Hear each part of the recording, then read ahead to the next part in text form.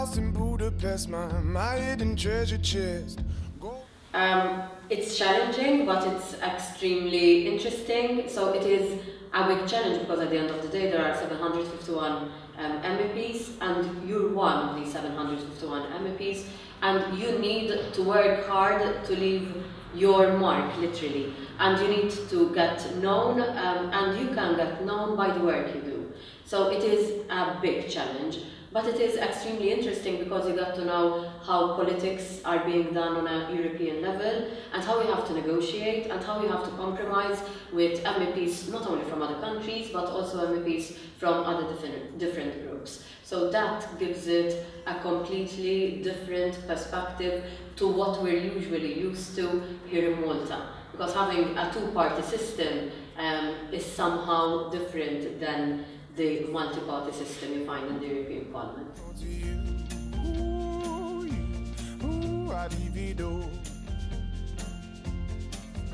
I think it's high time that we move from simply debating and discussing about the issue to having some real concrete measures.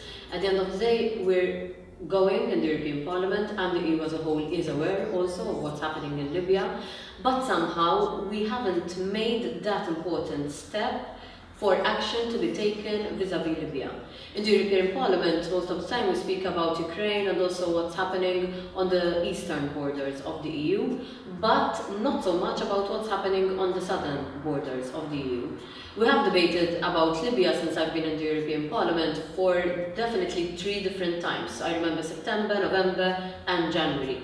I think it's high time that instead of just debating about Libya, we now try and concentrate on what's happening in Libya and address the situation there. Because if we address the situation in Libya, if the EU, and when I say the EU, it's the Commission and the Council as well, the Parliament has made its stance also with motions for resolutions on the topic and also by debating the issue in the European Parliament. So we're making our pressure there. But now we need a more stronger stance from the Commission and the Council.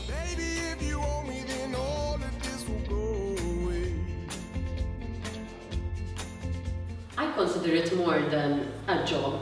For me, it's really a mission in the sense that I love doing this and I want to make something really positive and good out of it.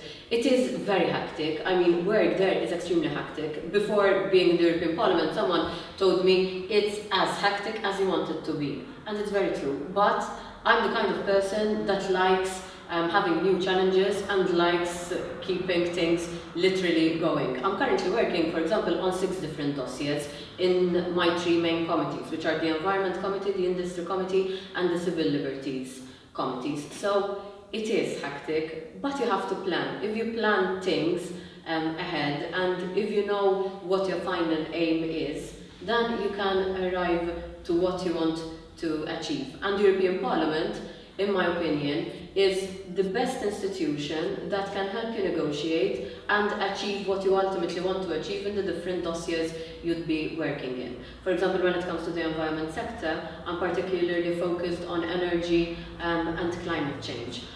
For me, being a new MEP, it's also really an honor to be involved in the European Fund for Strategic Investment. It's the fund that will accompany the Juncker investment plan. And for a new MEP to be involved and be a rapporteur for the Environment Committee in such an important dossier is something which is extremely positive and something which gives me the impetus to work hard. Baby, if you owe me, then all of this will go away. I always felt that we lack enough empowerment vis-à-vis youth when it comes to the entrepreneurial sector. Before the campaign, there were a number of activities where it always dawned on me that we don't have entrepreneurial spirit in Malta, particularly when it comes to young people. And I always thought, let's do something about youth entrepreneurship in Malta. And one of the first initiatives I wanted to launch was precisely that related to youth entrepreneurship. It is a multi-layered initiative. It wasn't just a one-off conference, but I want this initiative to come up with concrete results. And ultimately, I would like us to have concrete policies and recommendations that we can present to the local authorities, but also to the European Commission, because the Commission is really interested in this topic and they are drafting a policy this year. And apart from that, I'm thinking of how I can do something concretely over the coming years which can help youth entrepreneurial spirit in Malta. I think politics is not about speaking about things only, but after speaking about things, after listening to what the main stakeholders have to say, we need to come out with something concrete and something which leaves physical results. Oh, for you, ooh, I'd lose it all.